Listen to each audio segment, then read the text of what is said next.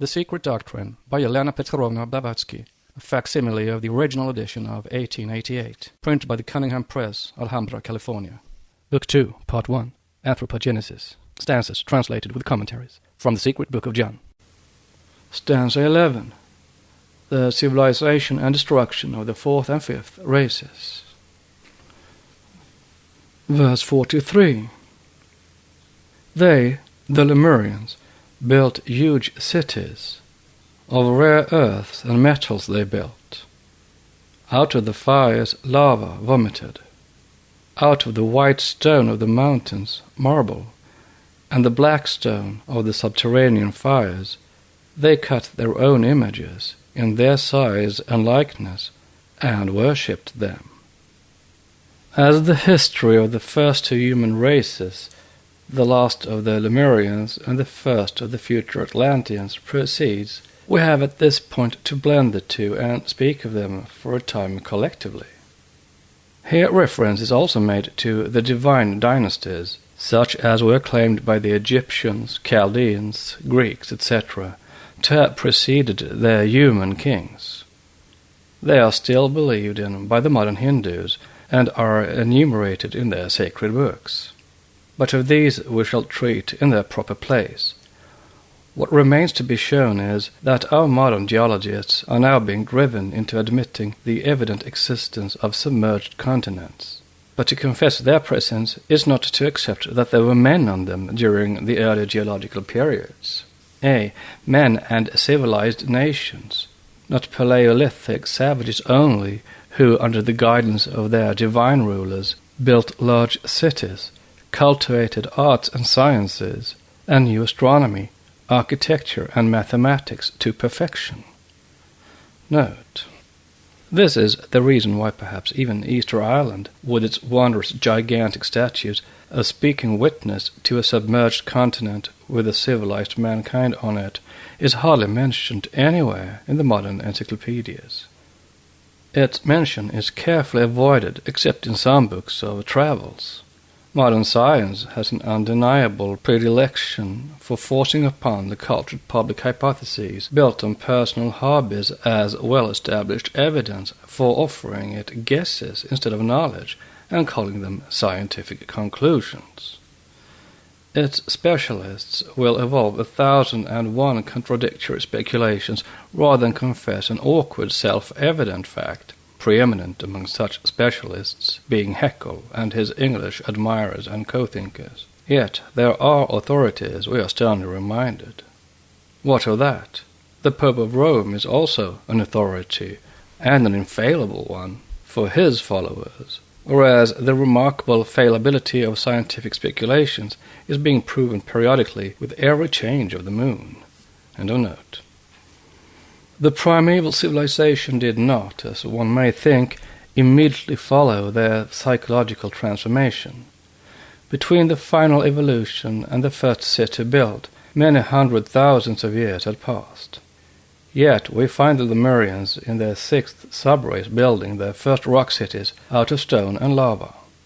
Note: our best modern novelists, who are neither theosophists nor spiritualists, begin to have nevertheless very psychological and suggestively occult dreams. Witness Mr. Louis Stevenson and his Dr. Jekyll and Mr. Hyde, than which no grander psychological essay on occult lines exists. As the rising novelist Mr. Rider Haggard also had a prophetic, or rather a retrospective clairvoyant dream before he wrote She, his imperial core, the great city of the dead, whose surviving living men sailed northwards after the plague had killed almost a whole nation, seems to step out in its general outlines from the imperishable pages of the old archaic records.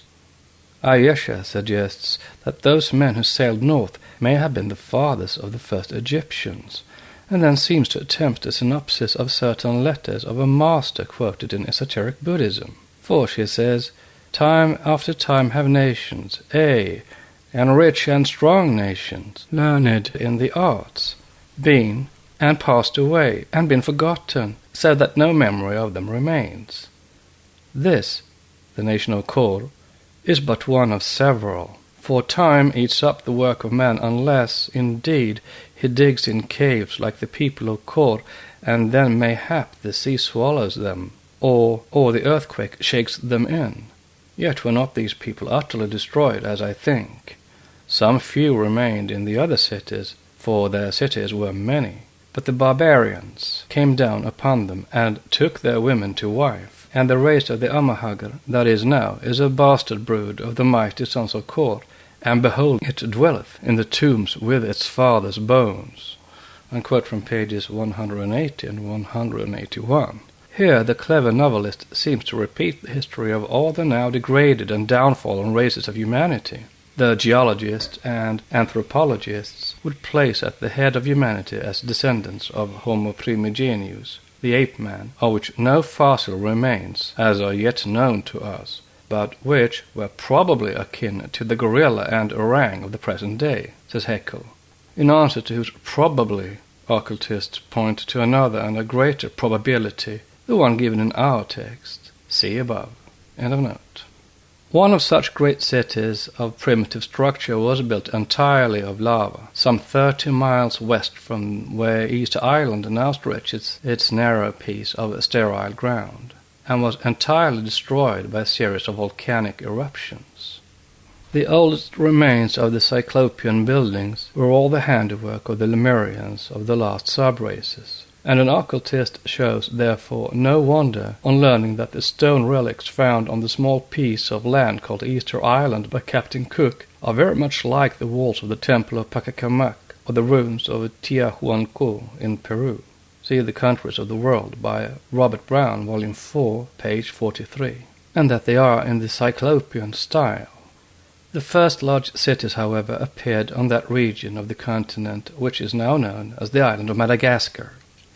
There were civilized people and savages in those days, as there are now. Evolution achieved its work of perfection with the former, and karma its work of destruction on the latter. The Australians and their like are the descendants of those who, instead of vivifying the spark dropped into them by the flames, extinguished it by long generations of bestiality. Note. See stanza 2. And this would account for the great difference and variation between the intellectual capacities of races, nations, and individual men.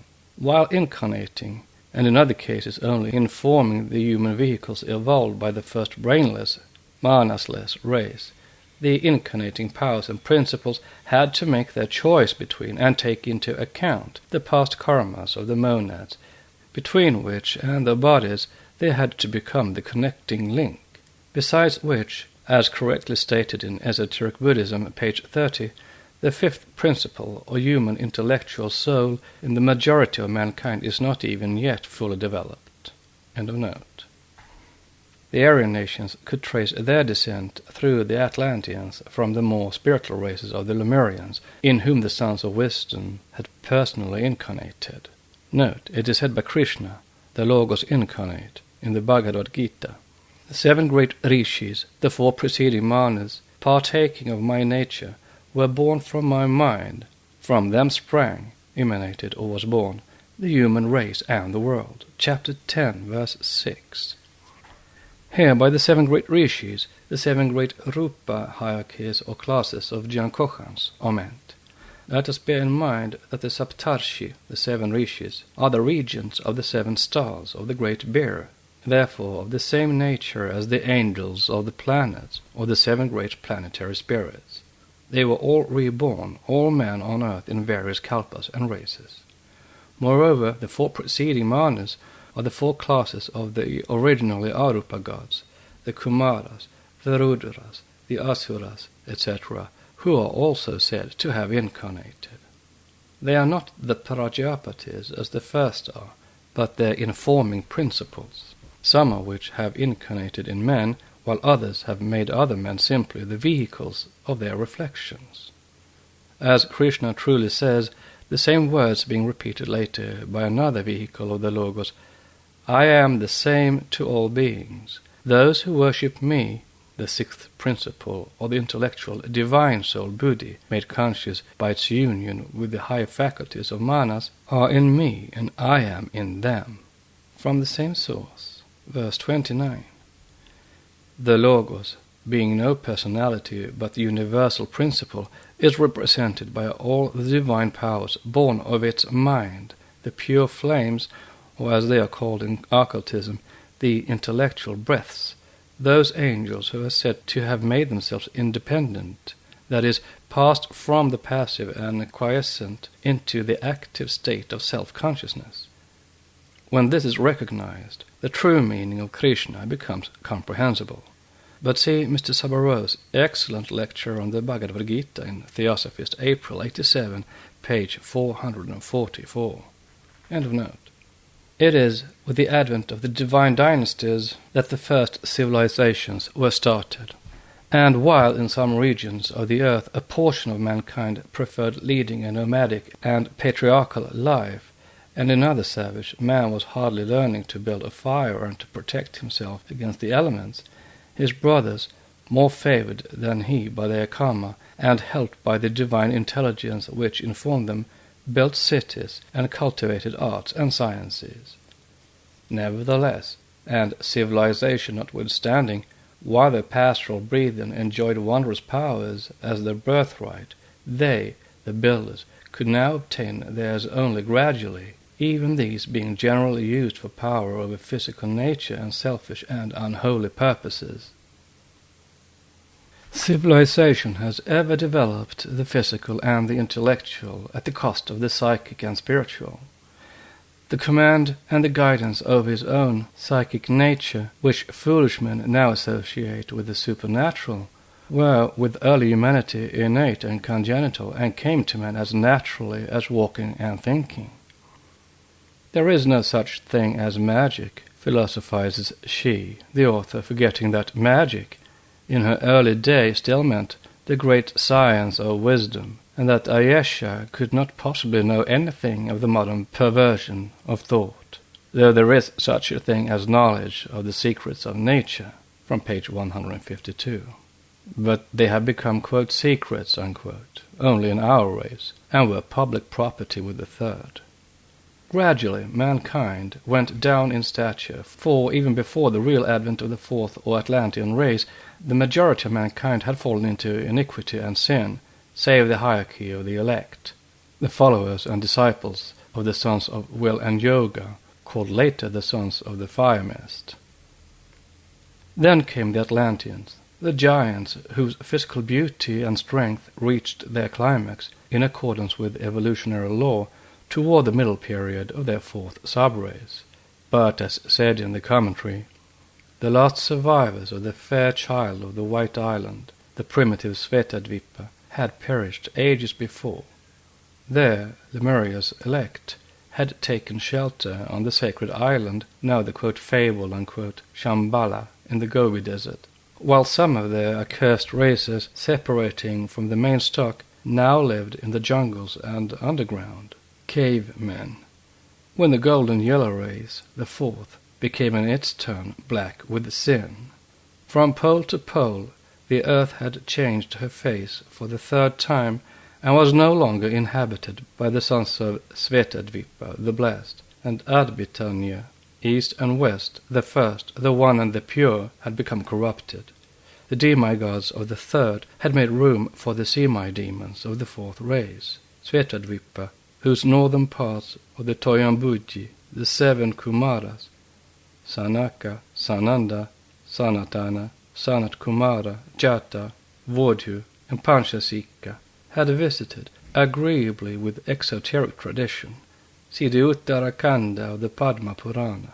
Asiatic Researches also, volume 11, pages 99 and 100.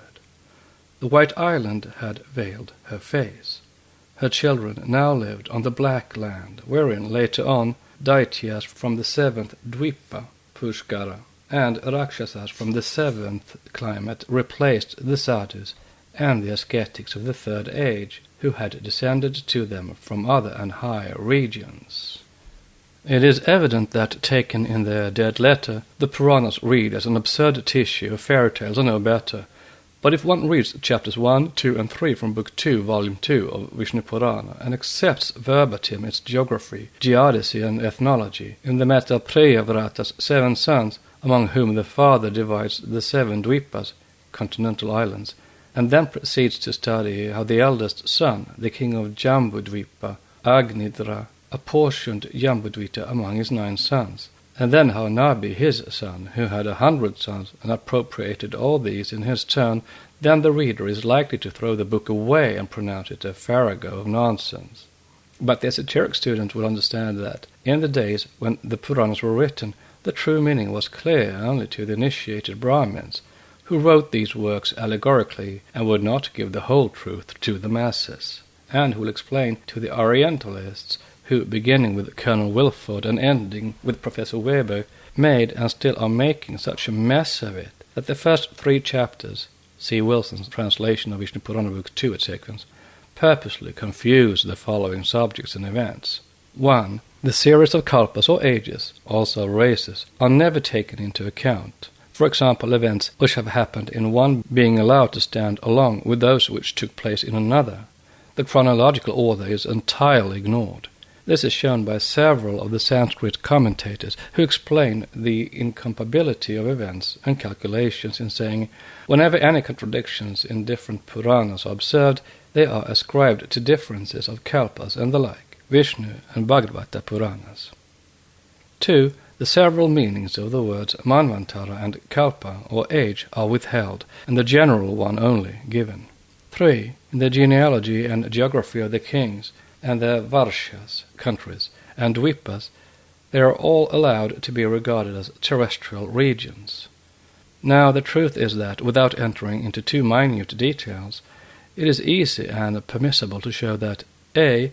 The 7 Dvipas apportioned to Priyavrata's septenary progeny refer to several localities. First of all, to our planetary chain. Jambudvita alone representing our globe, the 6 others are the to us invisible companion globes of this earth. This is shown by the very nature of the allegorical and symbolic descriptions. Jambudvipa is in the center of all these, the so-called insular continents, and is surrounded by a sea of salt water, Lavana, whereas Plaksha, Salmalia, Kusa, Kraunka, Saka, and Pushkara are surrounded severally by great seas of sugar-cane juice, of wine, of clarified butter, of curds, of milk, etc., etc., and such like metaphorical names. Chapter 2 in Book 2. This is shown furthermore by B. Bhaskara Acharya, who uses expressions from the Secret Doctrine and its books in his description of the sidereal position of all these Dvipas, the Sea of Milk and the Sea of Curds, etc., meaning the Milky Way and the various congeries of nebulae, the more so since he names the country to the south of the equator Burloka, that to the north Bhuvaloka, Shvar, Mahar, Jana, Tapu, and Satyalokas, and says these lokas are gradually attained by increasing religious merits, that is, they are various paradises. See Bibliotheca Indica, translation of the Koladhyaya of the Siddhanta Siromani, 3:21-44. See that this geographical division of 7 allegorical continents, islands, mountains, seas, and countries does not belong only to our round, nor even to our races, the name of Bharatavarsha, India, notwithstanding, is explained in the texts themselves by the narrator of Vishnu Purana. For he closes the first chapter by saying, Bharata, the son of Nabi, who gave his name to Bharatavarsha, or India, consigned the kingdom to his son Sumati, and abandoned his life at Salagrama. He was afterwards born again as a religious Brahman in a distinguished family of ascetics under these princes, Bharata's descendants.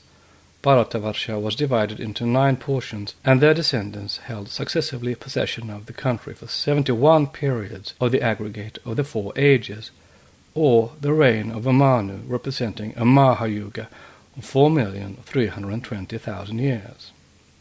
But having said so much, Parasara suddenly explains that this was the creation of the Swayambhuva Manu, by which the earth was peopled when he presided over the first Manvantara in the kalpa of Varaha, that is, the boar incarnation or avatar. Now every Brahmin knows that it is only with Vaivashvata Manu that our humanity began on this earth, or round. And if the Western reader turns to the subsection of the primeval Manus of humanity, he will see that the Vaivashvata is the 7th of the 14 Manus who preside over our planetary chain during its life cycle, that is, that representing or standing in every round for 2 Manus of the same name, a root and a seed Manu. He is the root Manu of the 4th round, hence the 7th. Wilson finds in this only an incongruity. See his Vishnu Purana, Volume 2, page 108, footnote, and speculates that the patriarchal genealogies are older than the chronological system of Manvantaras and Kalpas, and thus have been rather clumsily distributed amongst the different periods. It is nothing of the kind. But as Orientalists know nothing of the secret teaching, they will take everything literally and then turn round and abuse the writers of that which they do not comprehend. These genealogies embrace a period of 3.5 rounds. They speak of pre-human periods and explain the descent into generation of every Manu, the first manifested sparks of the one unity, and show furthermore each of these human sparks dividing into and multiplying by first the Pitars, the human ancestors, then by human races. No being can become God or Deva unless he passes through the human cycles. Therefore the sloka says, "Happy are those who are born even from the latent condition of gods as men in Bharatavarsha, as that is the way to final liberation." In Jambudvipa, Bharata is considered the best of its divisions because it is the land of works. In it alone it is that the succession of 4 yugas, ages, the Krita, the Treta, the Dvapara, and Kali take place. When, therefore, Parasara, asked by Maitreya to give him the descriptions of the earth, returns again to the enumeration of the same dvipas with the same seas, etc., as those he had described in the Swayambhuva Manvantara. It is simply a blind. Yet, to him who reads between the lines, the 4 great races and the 5th are there, with their subdivisions, islands, and continents, some of which were called by the names of celestial lokas and by those of other globes. Hence the confusion. All these are called by the Orientalists mythical and fabulous islands and lands. Note: in a lecture, Professor Pengeli, FRS, quoting Professor Olivier, makes him say that the present Atlantic islands' flora affords no substantial evidence of a former direct communication with the mainland of the New World, but himself adds that, at the same time, at some period of the Tertiary epoch, Northeast Asia was united to Northwest America, perhaps by the line where the Aleutian chain of islands now extends. Thus occult science alone can reconcile the contradictions and hesitations of modern science. Moreover, surely the argument for the existence of Atlantis does not rest on botany alone. End of note. Very true, some are not of this earth, but they still exist. The White Island and Atala, at all events, are no myths, since the latter was the name contemptuously applied by the earliest pioneers of the 5th race to the land of sin, Atlantis in general, not to Plato's island alone, and since the former was A, the Svetadvipa of Theogony, and B, Sakadvipa, or Atlantis, its earliest portions in its beginnings. This was when it yet had its 7 holy rivers that washed away all sin, and its 7 districts, wherein there was no dereliction of virtue, no contention, no deviation from virtue, as it was then inhabited by the caste of the Magas, that caste which even the Brahmins acknowledge as not inferior to their own, and which was the nursery of the first Zarathustra. The Brahmins are shown consulting with Gauramukha on Narada's advice, who told them to invite the Magas as priests of the sun in the temple built by Samba, the reputed son of Krishna, who in reality had none. In this the Puranas are historical, allegory notwithstanding, and occultism is stating facts. The whole story is told in Bhavishya Purana. It is stated that, having been cured by Surya, the sun, of leprosy, Samba, having built a temple dedicated to the sun, was looking for pious Brahmins to perform the appointed rites in it and receive donations made to the god. But Narada, this virgin ascetic whom one finds in every age in the Puranas, advised him not to do so, as Manu forbade the Brahmins to receive emolument for the performance of religious rites. He therefore referred Samba to Gauramukha, Whiteface, the Purohita, or family priest of Karashena, king of Mathura, who would tell him who he could best employ. The priest directed Samba to invite the Magas, the worshippers of Surya, to discharge the duty. Ignorant of the place they lived in, it is Surya, the sun himself, who directs Samba to Sakadvipa beyond the salt water. Then Samba performs the journey using a Garuda, Vishnu's and Krishna's vehicle, the great bird, who lands him among the Magas, etc. Now Krishna, who lived 5,000 years ago, and Narada, who is found reborn in every cycle or race, besides Garuda, the symbol esoterically of the great cycle, shows the allegory. Yet the Magas are the Magi of Chaldea, and their class in worship were born on the early Atlantis, in Sakadvipa, the sinless. All the Orientalists are agreed that the Magas of Sakadvipa are the forefathers of the fire-worshipping Parsis. Our quarrel with them rests, as usual, on their dwarfing hundreds of thousands to a few centuries this time. They carry the event, Narada and Samba notwithstanding, to the days of the flight of the Parsis to Gujarat, which is simply absurd, as it was in the 8th century of our era. Though the Magas in the Bhavishya Purana are credited with still living in Sakadvipa in the day of Krishna's son, yet the last of it, Plato's quote Atlantis unquote, had perished 6,000 years before. They were Mag, late of Sakadvipa, and lived in those days in Chaldea. This is an intentional confusion again. The earliest pioneers of the fourth race were not Atlanteans, nor yet the human Asuras and the Rakshasas, which they became later. In those days, large portions of the future continent of Atlantis were yet part and parcel of the ocean floors. Lemuria, as we have called the continent of the third race, was then a gigantic land.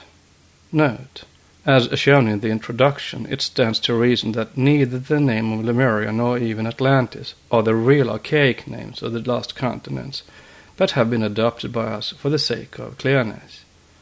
Atlantis was the name given to those portions of the submerged fourth race continent which were beyond the Pillars of Hercules, and which happened to keep above water after the general cataclysm. The last remnant of these, Plato's Atlantis, or the Poseidon, another substitute or rather translation of the real name, was the last of its some 11,000 years ago.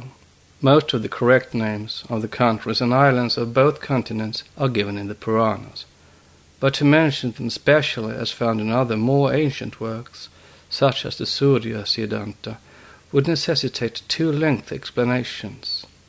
If in early writings the two seem to have been too faintly disconnected, this must be due to careless reading and want of reflection. If ages hence Europeans are referred to as Aryans, and the reader confuses them with the Hindus and the latter with the fourth race, as they live, some of them, in ancient Lanka, the blame will not fall on the writer. End of note. It covered the whole area of space from the foot of the Himalayas, which separated it from the inland sea rolling its waves over what is now Tibet, Mongolia, and the great desert of Shkamu, Gobi, from Chittagong, westward to Hardwar, and eastward to Assam. From thence it stretched south across what is known to us as southern India, Ceylon, and Sumatra, then embracing on its way, as we go south, Madagascar on its right hand and Australia and Tasmania on its left. It ran down to within a few degrees of the Antarctic Circle, when, from Australia, an inland region of the mother continent in those ages, it extended far into the Pacific Ocean, not only beyond Rapa Nui, Teopi, or Easter Island, which now lies in latitude 26 south and longitude 110 west. See addenda to this book, 2, section, Proofs of the Submerged Continents. This statement seems corroborated by science, even if only partially, as when discussing continental trends and showing the infra-Arctic masses trending generally with the meridian, several ancient continents are generally mentioned, though inferentially. Among such, the, quote, Mascarene continent, unquote, which included Madagascar stretching north and south, is spoken of, and the existence of another ancient continent running from Spitsbergen to the Straits of Dover, while most of the other parts of Europe were sea bottom, is taught. Note: see Professor Dana's article, American Journal of Science, 3, page 442-3, and Professor Winchell's World Life and Other Geological Works. End of note.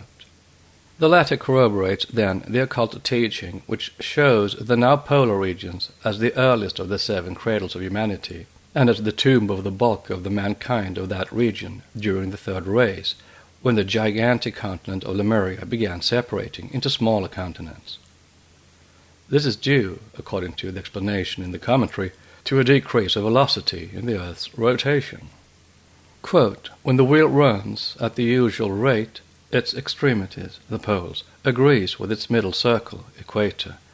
When it runs slower and tilts in every direction, there is a great disturbance on the face of the earth. The waters flow toward the 2 ends, and new lands arise in the middle belt, equatorial lands, while those at the ends are subject to pralayas by submersion. And again, thus the wheel, the earth, is subject to and regulated by the spirit of the moon for the breath of its waters, tides. Toward the close of the age, kalpa, of a great root race, the regions of the moon, the Pitar fathers or Pitris, begin drawing harder, and thus flatten the wheel about its belt when it goes down in some places and swells in others, and the swelling running toward the extremities, poles. New lands will arise and old ones be sucked in. Unquote. We have but to read astronomical and geological works to see the meaning of the above very clearly. Scientists, modern specialists, have ascertained the influence of the tides on the geological distribution of land and water on the planets and the shifting of the oceans with the corresponding subsidence and rise of continents and new lands. Science knows, or thinks it knows, that this occurs periodically. Note: speaking on periodical elevation and subsidence of the equatorial and polar regions and ensuing changes of climate, Mr. Winchell, professor of geology at Michigan, says, as the movements here contemplated are cyclical, the same conditions will recur again and again, and accordingly the same fauna might return again and again to the same region, with intervals of occupation by other fauna. Progressive sedimentation would preserve the records of such faunal alterations, and there would be presented the phenomena of colonies, reapparitions, and other faunal dislocations in the vertical and horizontal distributions of fossil remains. These phenomena are well known to the student of geology, from effects of astronomical changes. End of note. Professor Todd believes he can trace the series of oscillations backward to the periods of the Earth's first incrustation. See American Naturalist, 18, 15 et sequens. Therefore it seems easy for science to verify the esoteric statements. We propose to treat of this at greater length in the addenda. Read the subsections 5 and 6. It is asked by some theosophists, what will Atlantis be like when raised? They understanding from a few words in the esoteric Buddhism that old continents that have been submerged will reappear. Here again there is a slight misconception. Were the same identical lands of Atlantis that were submerged to be raised again, then they would indeed be barren for ages, because the Atlantic sea bottom is covered with some 5,000 feet of chalk at present, and more is forming. A new Cretaceous formation of strata, in fact, is no reason why, when the time for a new continent to appear arrives, a geological convulsion and upraising of the sea bottom should not dispose of these 5,000 feet of chalk for the formation of some mountains, and 5,000 more come to the surface. The racial cataclysms are not a Noah's deluge of 40 days, a kind of Bombay monsoon. That the periodical sinking and reappearance of the mighty continents, now called Atlantis and Lemuria by the modern writers, is no fiction, will be demonstrated in the section in which all the proofs of the same have been collated together. The most archaic Sanskrit and Tamil works teem with references to both continents. The 7 sacred islands, Dvipas, are mentioned in the Surya Siddhanta, the oldest astronomical work in the whole world, and in the works of Asuramaya, the Atlantean astronomer whom Professor Weber has made out reincarnated in Ptolemy. Yet it is a mistake to call these sacred islands Atlantean, as done by us, for, like everything else in the Hindu sacred books, they are made to refer to several things. The heirloom left by Priyavrata, the son of Swayambhuva Manu, to his 7 sons, was not Atlantis, even though 1 or 2 of these islands survived the subsidence of their fellows, and offered shelter ages later to Atlanteans whose continent had been submerged in its turn. When originally mentioned by Parasara in Vishnu Purana, the 7 refer to an esoteric doctrine which is explained further on. Of all the 7 islands, Jambudvipa is the only one that is terrestrial, for it is our globe. In the Puranas, every reference to the north of Meru is connected with that primeval El Dorado, now the North Polar region, which, when the magnolia blossomed there where now we see an unexplored endless desert of ice, was then a continent again. Science speaks of an ancient continent which stretched from Spitsbergen down to the Straits of Dover. The secret doctrine teaches that in the earliest geological periods these regions formed a horseshoe-like continent, whose one end, the eastern, far more northward than North Cornwall, included Greenland, and the other contained Bering Straits as an inland piece of ground, and descended southward in its natural trend down to the British Isles, which in those days must have been right under the lower curve of the semicircle. This continent was raised simultaneously with the submersion of the equatorial portions of Lemuria. Ages later, some of the Lemurian remains reappeared again on the face of the oceans. Therefore, though it can be said without departing from truth that Atlantis is included in the 7 great insular continents, since the 4th race Atlanteans got some of the Lemurian relics, and, settling on the islands, included them among their lands and continents, yet a difference should be made and an explanation given once that a fuller and more accurate account is attempted, as in the present work. Easter Island was also taken possession of in this manner by some Atlanteans, who, having escaped from the cataclysm which befell their own land, settled on that remnant of Lemuria only to perish thereon, when destroyed in one day by its volcanic fires and lava. This may be regarded as fiction by certain geographers and geologists. To the occultists, it is history. What does science know to the contrary? Until the appearance of a map published at Basel in 1522, when the name of America appears for the first time, the latter was believed to be part of India. Science also refuses to sanction the wild hypothesis that there was a time when the Indian peninsula at one end of the line and South America at the other were connected by a belt of islands and continents. The India of prehistoric ages was doubly connected with the 2 Americas. The lands of the ancestors of those whom Ammianus Marcellinus calls the Brahmans of Upper India stretched from Kashmir far into the now deserts of Scamu. A pedestrian from the north might then have reached, hardly wetting his feet, the Alaskan Peninsula, through Manchuria, across the future Gulf of Tartary, the Kurile and Aleutian Islands, while another traveller, furnished with a canoe, and starting from the south, could have walked over from Siam, crossed the Polynesian Islands, and trudged into any part of the continent of South America.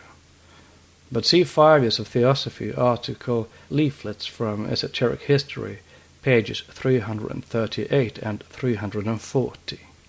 This was written from the words of a master, a rather doubtful authority for the materialists and the skeptics. But here we have one of their own flock, and a bird of the same feather, Ernst Haeckel, who, in his distribution of races, corroborates the statement almost verbatim. Quote, "It would seem that the region on the Earth's surface where the evolution of these primitive men from the closely related Catharine apes took place must be sought either in southern Asia or eastern Africa, which, by the by, was not even in existence when the 3rd race flourished, note by HPB, or in Lemuria. Lemuria is an ancient continent now sunk beneath the waters of the Indian Ocean, which, lying to the south of the Asia of today, stretch on the one hand eastwards to Upper India and Sunda Island, on the other westward as far as Madagascar and Africa. See supra and compare the pedigree of man on page 80 to 81. In the epoch we are treating of, the continent of Lemuria had already broken asunder in many places and formed new separate continents. There was nevertheless neither Africa nor the Americas, still less Europe in those days, all these slumbering yet on the ocean floors. Nor was there much of present Asia, for the said Himalayan regions were covered with seas, and beyond this stretched the lotus leaves of Svetadvipa, the countries now called Greenland, eastern and western Siberia, etc., etc. The immense continent, which had once reigned supreme over the Indian, Atlantic, and Pacific Oceans, now consisted of huge islands, which were gradually disappearing one after the other, until the final convulsion engulfed the last remains of it. Easter Isle, for instance, belongs to the earliest civilization of the third race. Submerged with the rest, a volcanic and sudden uplifting of the ocean floor raised the small relic of the archaic ages untouched, with its volcano and statues, during the Champlain epoch of northern polar submersion, as standing witness to the existence of Lemuria. It is said that some of the Australian tribes are the last remnants of the last descendants of the third race. In this we are again corroborated to a degree by materialistic science. Haeckel, when speaking of Blumenbach's brown or Malay race, and the Australians and Papuans, remarks, "There is a much likeness between these last and the aborigines of Polynesia, that Australian island world that seems to have been once on a time a gigantic and continuous continent." From Pedigree of Man, page 82. But see footnote supra and the addenda. It certainly was, since it stretched during the third race east and west as far as where the two Americas now lie, and since the present Australia is but a portion of it, as are also a few surviving islands sown hither and thither on the face of the Pacific, and a large bit of California which belonged to it. Funnily enough, Haeckel, in his fantastic Pedigree of Man, considers the Australians of today as the lineal descendants almost unchanged, within brackets question mark and exclamation mark, of that second branch of the primitive human race that spread northwards, at first chiefly in Asia, from the home of man's infancy, and seems to have been the parent of all the other straight-haired races of man. The one woolly-haired migrated in part westwards, that is to Africa, and northwards to New Guinea, which countries had then, as said, no existence as yet. The other, straight-haired, was evolved farther to the north in Asia, and peopled Australia, on page 81. "Behold," writes a master, "the relics of that once great nation, Lemuria of the third race, in some of the flat-headed aborigines of your Australia." Esoteric Buddhism, page 65. But they belong to the last remnants of the seventh subrace of the third. Professor Haeckel must also have dreamt a dream and seen for once a true vision. It is to this period that we have to look for the first appearance of the ancestors of those who are termed by us the most ancient peoples of the world, now called respectively the Aryan Hindus, the Egyptians, and the oldest Persians on the one hand, and the Chaldees and Phoenicians on the other. These were governed by the divine dynasties, that is, kings and rulers who had of mortal man only his physical appearance, as it was then, but who were beings from spheres higher and more celestial than our own sphere will be long manvantaries hence. It is useless, of course, to attempt to force their existence on skeptics. Their greatest pride consists in proving their patronymic denomination as Qatar-Hindis, which fact they try to demonstrate on the alleged authority of the Kochiks appended to their Os Sacrum, that rudimentary tail which, if they only had it long enough, they would wag in joy and forever in honor of its eminent discoverer. These will remain as faithful to their ape ancestors as Christians will to tailless Adam. The secret doctrine, however, sets right on this point theosophists and students of occult sciences. If we regard the second portion of the third race as the first representatives of the real human race with solid bones, then Haeckel's surmise that the evolution of the primitive men took place in either southern Asia or Lemuria, Africa, whether eastern or western being out of question, is correct enough, if not entirely so. To be accurate, however, in the same way that the evolution of the first race from the bodies of the Pitars took place on 7 distinctly separated regions of the then only Earth at the Arctic Pole, so did the ultimate transformation of the third occur. It began in those northern regions which have just been described a few pages back as including Bering's Straits, and what there then was of dry land in Central Asia, when the climate was semi-tropical even in the Arctic regions and most adapted to the primitive wants of nascent physical man. That region, however, has been more than once frigid and tropical in turn since the appearance of man. The commentary tells us that the third race was only about the middle point of its development when, quote, the axle of the wheel tilted. The sun and moon shone no longer over the heads of that portion of the sweat-born. People knew snow, ice, and frost, and men, plants, and animals were dwarfed in their growth. Those that did not perish remained as half-grown babes in size and intellect. This was the third pralaya of the races. Notes: half-grown babes in comparison with their giant breathing on other zones. So would we now. And the third pralaya of the races relates to Lemuria. End of note. Which means again that our globe is subject to 7 periodical entire changes which go pari passu with the races. For the secret doctrine teaches that during this round there must be 7 terrestrial pralayas, 3 occasioned by the change in the inclination of the Earth's axis. It is a law which acts at its appointed time, and not at all blindly as science may think, but in strict accordance and harmony with karmic law. In occultism, this inexorable law is referred to as the Great Adjuster. Science confesses its ignorance of the cause producing climatic vicissitudes and such changes in the actual direction, which are always followed by these vicissitudes. Nor does it seem so sure of the actual changes, and being unable to account for them, it is prepared rather to deny the actual phenomena altogether than admit the intelligent karmic hand and law which alone could reasonably explain such sudden changes and their results. It has tried to account for them by various more or less fantastic speculations, one of which would be the sudden and as imaginary collision of our Earth with a comet, de Bushbon's hypothesis, as the cause of all the geological revolutions. But we prefer holding to our esoteric explanation, since Fohat is as good as any comet, having in addition universal intelligence to guide him. Thus, since Vaivashvataman's humanity appeared on this earth, there have already been 4 such actual disturbances. When the old continents, save the first one, were sucked in by the oceans, other lands appeared, and huge mountain chains arose where there had been none before.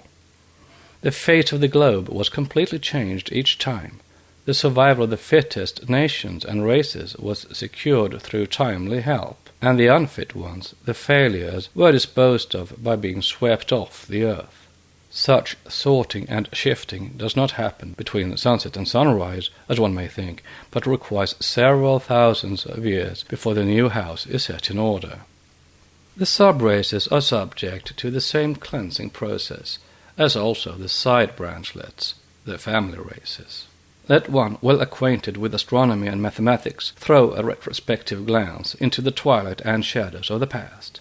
Let him observe, take notes of what he knows of the history of peoples and nations, and collate their respective rises and falls with what is known of astronomical cycles, especially with the sidereal year, equal to 25,868 of our solar years. Note: there are other cycles, of course, cycles within cycles, and this is just that which creates such a difficulty in the calculations of racial events.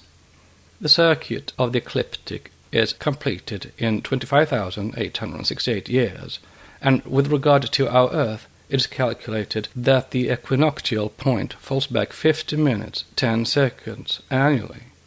But there is another cycle within this one. It is said that as the apsis goes forward to meet it at the rate of 11 minutes, 24 seconds annually, see the article on astronomy in Encyclopedia Britannica, this would complete a revolution in 115,302 years. The approximation of the equinox and the apsis is the sum of these motions, 61 minutes, 34 seconds, and hence the equinox returns to the same position in relation to the apsis in 21,128 years. We have mentioned this cycle in Isis Unveiled Volume 1 in relation to other cycles. Each has a marked influence on its contemporary race. End of note. If the observer is gifted with the faintest intuition, then he will find how the weal and woe of nations is intimately connected with the beginning and close of this sidereal cycle. True, the non-occultist has the disadvantage that he has no such far-distant times to rely upon.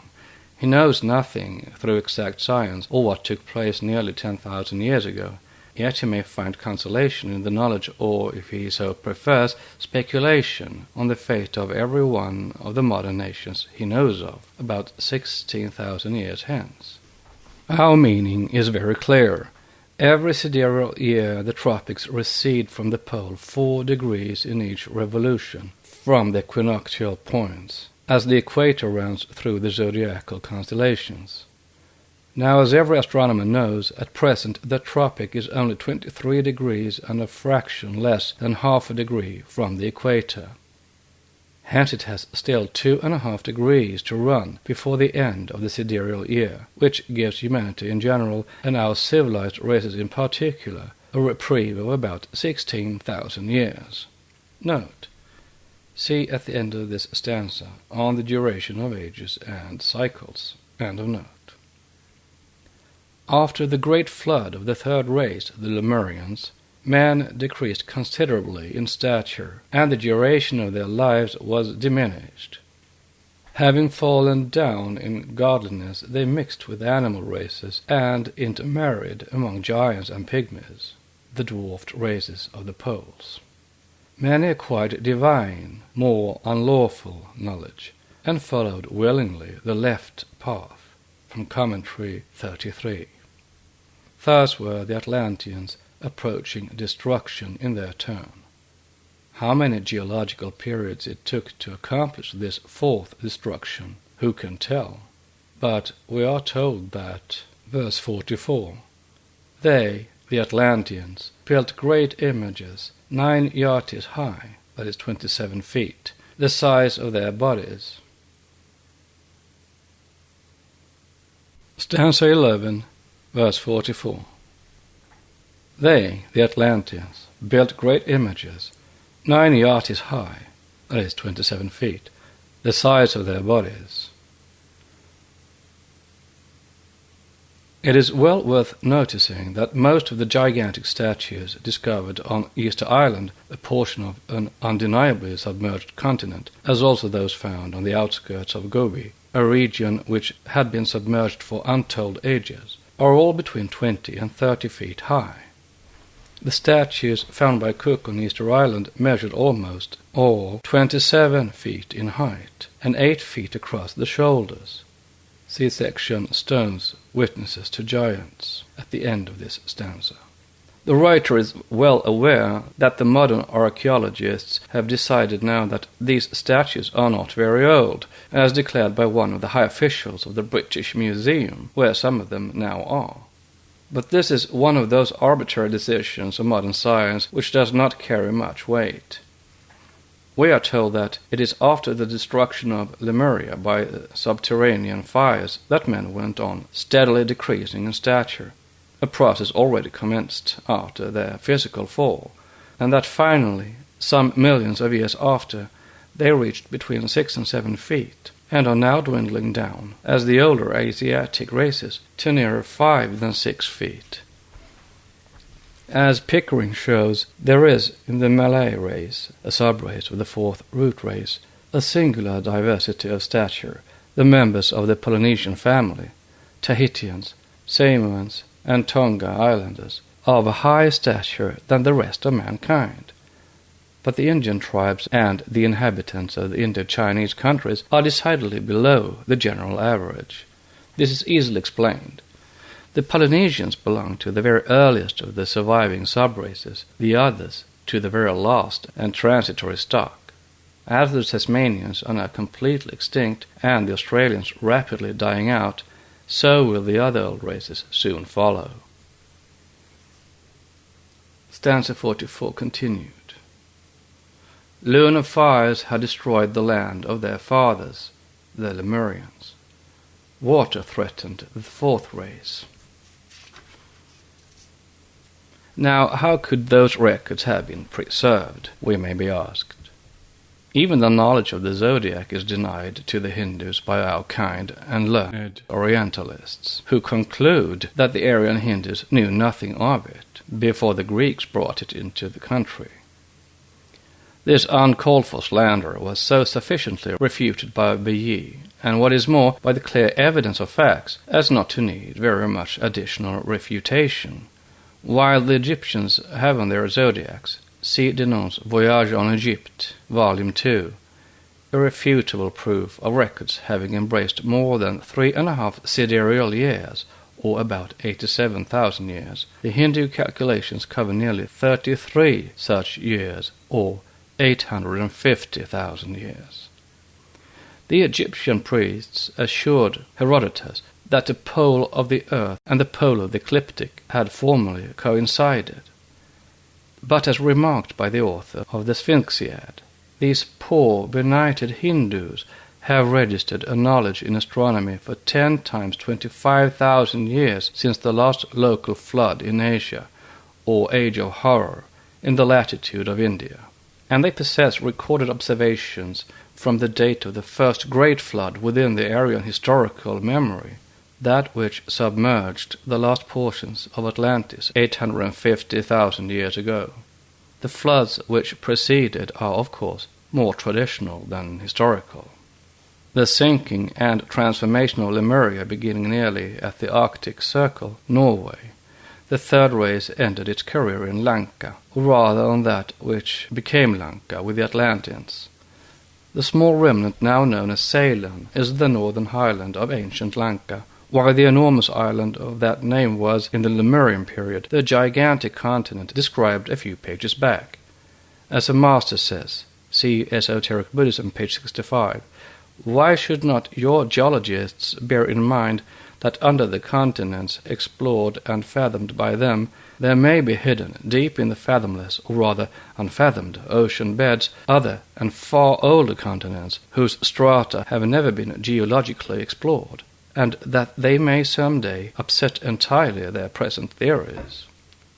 Why not admit that our present continents have, like Lemuria and Atlantis, been several times already submerged, and had the time to reappear again and bear their new groups of mankind and civilizations, and that at the first great geological upheaval, at the next cataclysm, in the series of periodical cataclysms that occur from the beginning to the end of every round, our already autopsy-sized continents will go down and the Lemurians and Atlantices come up again, unquote.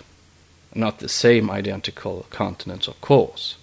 But here an explanation is needed. No confusion need arise as regards the postulation of a northern Lemuria. The prolongation of that great continent into the North Atlantic Ocean is in no way subversive to the opinions so widely held as to the site of the lost Atlantis, and one corroborates the other. It must be noted that the Lemuria which served as the cradle of the third root race not only embraced a vast area in the Pacific and Indian Oceans, but extended in the shape of a horseshoe past Madagascar, round South Africa, then a mere fragment in process of formation, through the Atlantic, up to Norway. The great English freshwater deposit called the Weldon, which every geologist regards as the mouth of a former great river, is the bed of the main stream which drained northern Lemuria in the secondary age. The former reality of this river is a fact of science. Will its votaries acknowledge the necessity of accepting the secondary age northern Lemuria, which their data demand? Professor Berthold Seemann not only accepted the reality of such a mighty continent, but regarded Australia and Europe as formerly portions of one continent, thus corroborating the whole horseshoe doctrine already enunciated.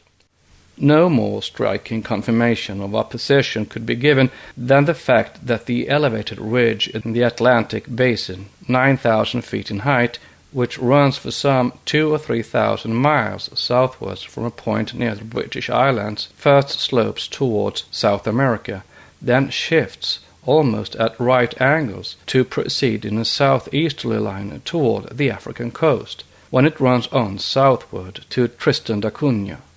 This ridge is a remnant of an Atlantic continent and, could it be traced further, would establish the reality of a submarine horseshoe junction with a former continent in the Indian Ocean. Compare chart adapted from the Challenger and Dolphin soundings in Mr. Donnelly's Atlantis, the Antediluvian World, on page 47. The Atlantic portion of Lemuria was the geological basis of what is generally known as Atlantis. The latter indeed must be regarded rather as a development of the Atlantic prolongation of Lemuria than as an entirely new mass of land upheaved to meet the special requirements of the fourth root race. Just as in the case of race evolution, so in that of the shifting and reshifting of continental masses, no hard and fast line can be drawn when a new order ends and another begins. Continuity in natural processes is never broken. Thus, in the fourth race, Atlanteans were developed from a nucleus of northern Lemurian third-race men, centered, roughly speaking, toward a point of land in what is now the mid-Atlantic Ocean. The continent was formed by the coalescence of many islands and peninsulas, which were upheaved in the ordinary course of time, and became ultimately the true home of the great race known as the Atlanteans.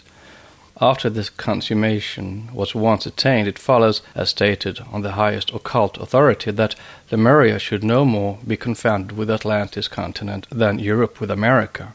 See Esoteric Buddhism, page 58. The above, coming from quarters so discredited by orthodox science, will of course be regarded by it as a more or less happy fiction. Even the clever work of Donnelly, already mentioned, is put aside, notwithstanding that its statements are all confined within a frame of strictly scientific proofs. But we write for the future. Discoveries in this direction will vindicate the claims of the Asiatic philosophers who maintain that sciences, geology, ethnology, and history included, were pursued by the antediluvian nations who lived an untold number of ages ago. Future finds will justify the correctness of the present observations of such acute minds as H. A. Taine and Renan. The former shows that the civilizations of such archaic nations as the Egyptians, Aryans of India, Chaldeans, Chinese, and Assyrians are the result of preceding civilizations during myriads of centuries. And the latter point to the fact that Egypt at the beginning appears mature, old, and entirely without mythical and heroic ages, as if the country had never known youth. Its civilization has no infancy, and its art no archaic period. The civilization of the old monarchy did not begin with infancy, it was already mature. Notes: see History of English Literature, page 23, and the latter quoted in Atlantis, etc., page 132. To this, Professor R. Owen adds that Egypt is recorded to have been a civilized and governed community before the times of Menes, and Winchell in Pre-Adamites, page 120, that at the epoch of the Menes the Egyptians were already a civilized and numerous people. Manetho tells us that Atotis, the son of the first king Menes, built the palace of Memphis, that he was a physician, and left anatomical books. This is quite natural if we have to believe the statements of Herodotus, who records in Euterpe that the written history of the Egyptian priests dated from about 12,000 years before his time. But what are 12,000 or even 120,000 years compared with the millions of years elapsed since the Lemurian period? The latter, however, has not been left without witnesses, its tremendous antiquity notwithstanding. The complete records of the growth, development, social and even political life of the Lemurians have been preserved in the secret annals. Unfortunately, few are those who can read them, and those who could would still be unable to understand the language unless acquainted with all the 7 keys of its symbolism. For the comprehension of the occult doctrine is based on that of the 7 sciences, which sciences find their expression in the 7 different applications of the secret records to the exoteric texts. Thus we have to deal with modes of thought on 7 entirely different planes of ideality. Every text relates to and has to be rendered from one of the following standpoints. 1. The realistic plane of thought. 2. The idealistic. 3. The purely divine or spiritual. The other planes too far transcend the average consciousness, especially of the materialistic mind, to admit of their being even symbolized in terms of ordinary phraseology. There is no purely mythical element in any of the ancient religious texts, but the mode of thought in which they were originally written has to be found out and closely adhered to during the process of interpretation, for it is either symbolical, archaic mode of thought, emblematical, a later though very ancient mode of thought, parabolical, allegory, hieroglyphical, or again logogrammatical, the most difficult method of all, as every letter, as in the Chinese language, represents a whole word. Thus almost every proper name, whether in the Vedas, the Book of the Dead, or the Bible to a degree, is composed of such logograms. No one who is not initiated into the mystery of the occult religious logography can presume to know what a name in any ancient fragment means before he has mastered the meaning of every letter that composes it. How is it to be expected that the merely, however great his erudition in orthodox symbolism, so to say, that is, in that symbolism which can never get out of the old grooves of solar myth and sexual worship, shall penetrate into the arcana behind the veil? One who deals with the husk or shell of the dead letter and devotes himself to the kaleidoscopic transformation of barren word symbols can never expect to get beyond the vagaries of modern mythologists. Thus, Vaivashvata, Xisustrus, Deucalion, Noah, etc., etc., all the head figures of the world illusions, universal and partial, astronomical or geological, all furnish in their very names the records of the causes and effects which led to the event, if one can but read them fully. All such deluges are based on events that took place in nature, and stand on historical records, therefore, whether they were sidereal, geological, or even simply allegorical, of a moral event on other and higher planes of being. This, we believe, has now been sufficiently demonstrated during the long explanation necessitated by the allegorical stanzas. To speak of a race 9 yatis, or 27 feet high, in a work claiming a more scientific character than Jack the Giant Killer is a somewhat unusual proceeding. Where are your proofs? The writer will be asked. In history and tradition is the answer. Traditions about a race of giants in days of old are universal. They exist in oral and written law. India had her Danavas and Daityas, Ceylon had her Rakshasas, Greece her Titans, Egypt her colossal heroes, Chaldea her Ishdubars, Nimrod, and the Jews their Emims of the land of Moab, with the famous giants Anakim, from Numbers 13:33. Moses speaks of Og, a king who was 9 cubits high, 15 feet 4 inches, and 4 wide, Deuteronomy 3:11. And Goliath was 6 cubits and a span in height, or 10 feet 7 inches.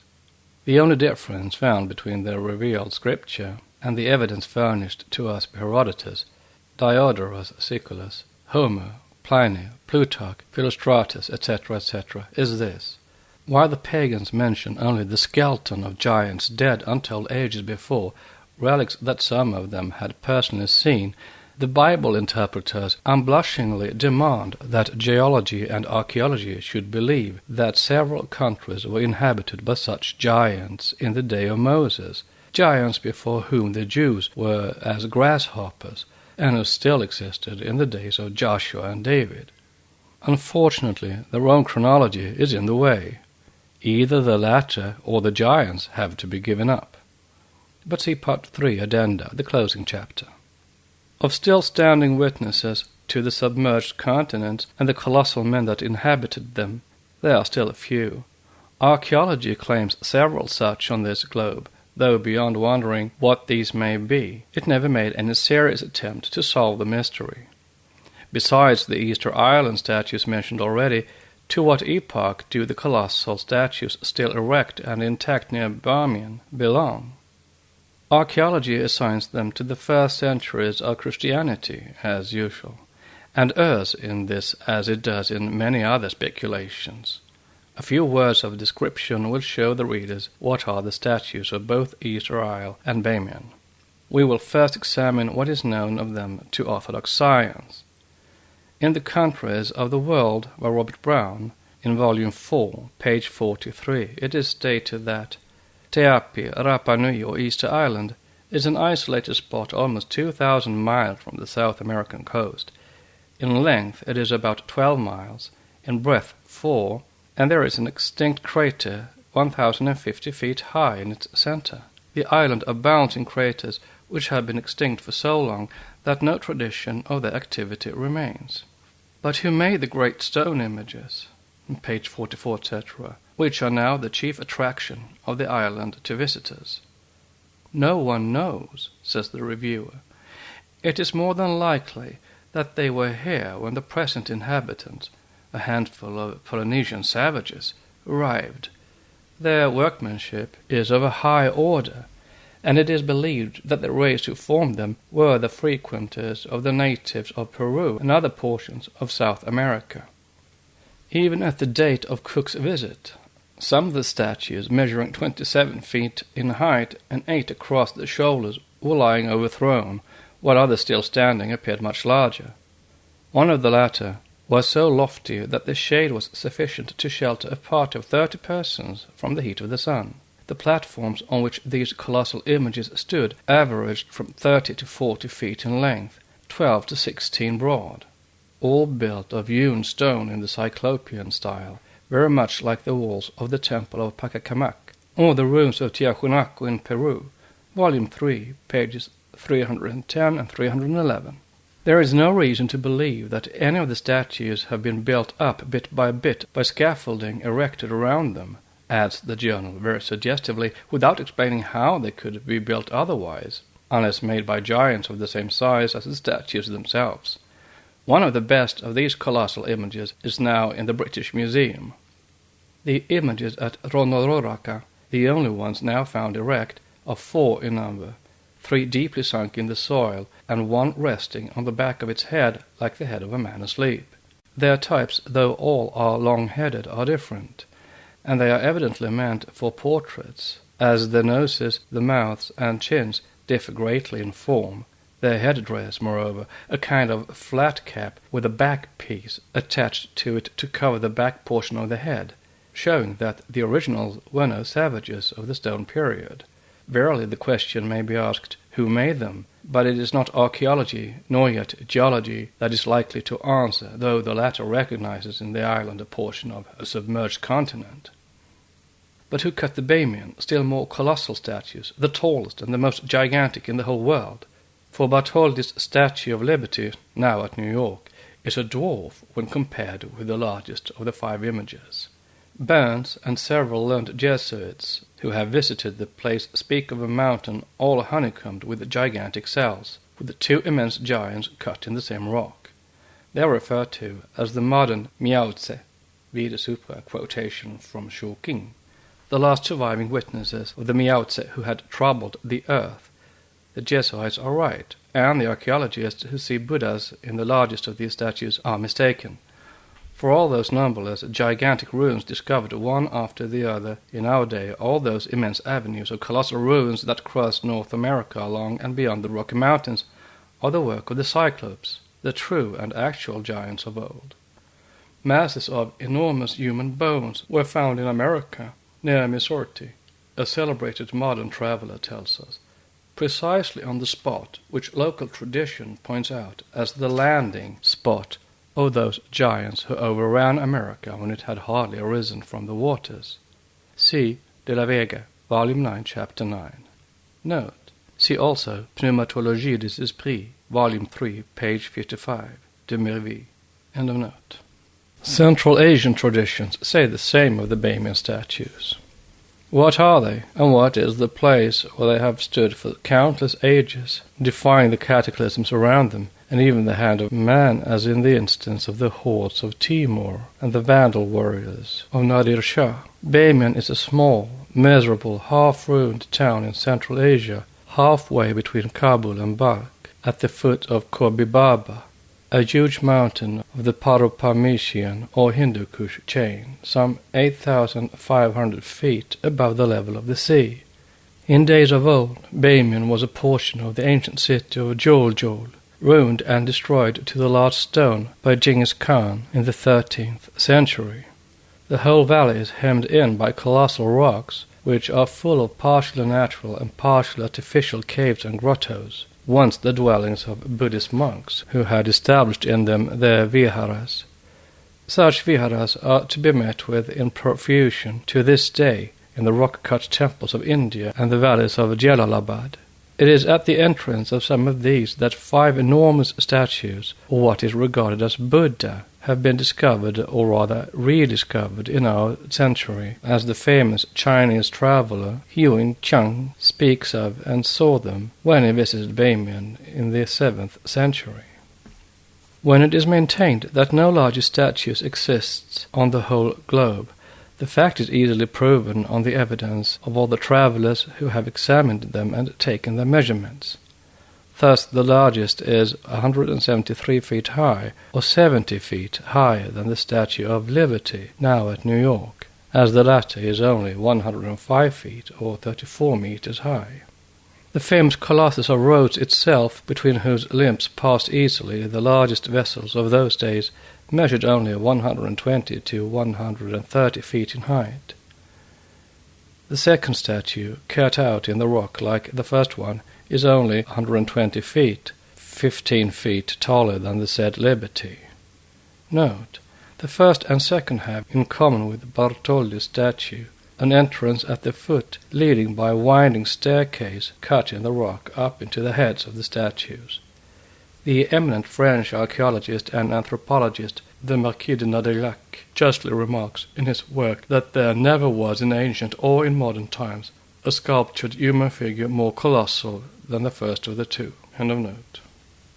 The third statue is only 60 feet high, the two others still smaller, the last one being only a little larger than the average tall man of our present race.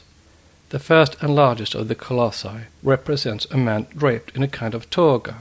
Marquis de Nadillac thinks, see infra, that the general appearance of the figure, the lines of the head, the drapery, and especially the large hanging ears, point out undeniably that Buddha was meant to be represented, but the above proves nothing, notwithstanding the fact that most of the now existing figures of Buddha represented in the posture of samadhi have large drooping ears. This is a later innovation and an afterthought. The primitive idea was due to esoteric allegory. The unnatural large ears symbolized the omniscience of wisdom, and were meant as a reminder of the power of Him who knows and hears all, and whose benevolent love and attention for all creatures nothing can escape. The merciful Lord, our Master, hears the cry of agony of the smallest of the small, beyond vale and mountain, and hastens to its deliverance, says the stanza. Gautama Buddha was an Aryan Hindu, and an approach to such ears is found only among the Mongolian Burmese and Siamese who, as in Kokien, distort them artificially. The Buddhist monks who turned the grottos of Miao-tse into viharas and cells came into Central Asia about or in the 1st century of the Christian era. Therefore Huang Cheng, speaking of the colossal statue, says that the shining of the gold ornamentation that overlaid the statue in his day dazzled one's eyes, but of such gilding there remains not a vestige in modern times. The very drapery, in contrast to the figure itself cut out in the standing rock, is made of plaster and modelled over the stone image. Talbot, who has made the most careful examination, found that this drapery belonged to a far later epoch. The statue itself has therefore to be assigned to a far earlier period than Buddhism. Whom does it represent in such a case, it may be asked. Once more, tradition, corroborated by written records, answers the query and explains the mystery. The Buddhist arhats and ascetics found the 5 statues and many more, now crumbled down to dust, and as the 3 were found by them in colossal niches at the entrance of their future abode, they covered the figures with plaster and, over the old, modelled new statues made to represent Lord Tathagata. The interior walls of the niches are covered to this day with bright paintings of human figures, and the sacred image of Buddha is repeated in every group. These frescoes and ornaments, which remind one of the Byzantine style of painting, are all due to the piety of the monk ascetics, like some other minor figures and rock-cut ornamentations. But the 5 statues belong to the handiwork of the initiates of the 4th race, who sought refuge after the submersion of their continent in the fastnesses and on the summits of the Central Asian mountain chains. Moreover, the 5 statues are an imperishable record of the esoteric teaching about the gradual evolution of the races. The largest is made to represent the first race of mankind, its ethereal body being commemorated in hard, everlasting stone for the instruction of future generations, as its remembrance would otherwise never have survived the Atlantean deluge. The second, 120 feet high, represents the sweat-born, and the third, measuring 60 feet, immortalizes the race that fell and thereby inaugurated the first physical race, born of father and mother, the last descendants of which are represented in the statues found on Easter Isle. But they were only from 20 to 25 feet in stature at the epoch when Lemuria was submerged, after it had been nearly destroyed by volcanic fires. The 4th race was still smaller, though gigantic in comparison with our present 5th race, and the series culminated finally in the latter. See the following subsection on the Cyclopean ruins and colossal stones as witnesses to giants. Reader's note. The Taliban Muslims dynamited and destroyed these statues in March of 2001 because the Taliban government had declared that these statues were idols. And the reader's note. There are, then, the giants of antiquity, the ante- and post-diluvian Gibborim of the Bible. They lived and flourished 1 million rather than between 3,000 and 4,000 years ago. The Anakim of Joshua, whose hosts were as grasshoppers in comparison with them, are thus a piece of Israelite fancy, unless indeed the people of Israel claim for Joshua an antiquity and origin in the Eocene, or at any rate in the Miocene age, and change the millenniums of their chronology into millions of years. In everything that pertains to prehistoric times, the reader ought to bear the wise words of Montaigne in his mind. Saith the great French philosopher, quote, "It is a sottish presumption to disdain and condemn that for false, which unto us seemeth to bear no show of likelihood or truth, which is an ordinary fault in those who persuade themselves to be of more sufficiency than the vulgar sort. But reason hath taught me that so resolutely to condemn a thing for false and impossible is to assume unto himself the advantage to have the bounds and limits of God's will and the power of our common mother nature tied to his sleeve, and that there is no greater folly in the world than to reduce them to the measure of our capacity and bounds of our sufficiency. If we term those things monsters or miracles to which our reason cannot attain, how many do such daily present themselves unto our sight? Let us consider through what clouds, and how blindfoldly we are led to the knowledge of most things that pass our hands. Verily we shall find it is rather custom than science that receiveth the strangeness of them from us, and that those things, were they newly presented unto us, we should doubtless deem them as much or more unlikely and incredible than any other." Unquote. From Essays, chapter 26. A fair-minded scholar should, before denying the possibility of our history and records, search modern history, as well as the universal traditions scattered through the ancient and modern literature for traces left by these marvelous early races. Few among the unbelievers suspect the wealth of corroborative evidence which is found scattered about and buried even in the British Museum alone. The reader is asked to throw one more glance at the subject matter treated of in the chapter which follows. Cyclopean ruins and colossal stones as witnesses to giants. In his enormous works, Mémoires adressées à l'Académie des Sciences, de Merville, carrying out the task of proving the reality of the devil and showing his abode in every ancient and modern idol, has collected several hundred pages of, quote, historical evidence, unquote, that in the days of miracle, pagan and biblical, the stones walked, spoke, delivered oracles, and even sung. That finally Christ stone, or Christ rock, the spiritual rock that followed Israel in the 1 Corinthians 10, verse 4, became a Jupiter lapis swallowed by his father Saturn under the shape of a stone.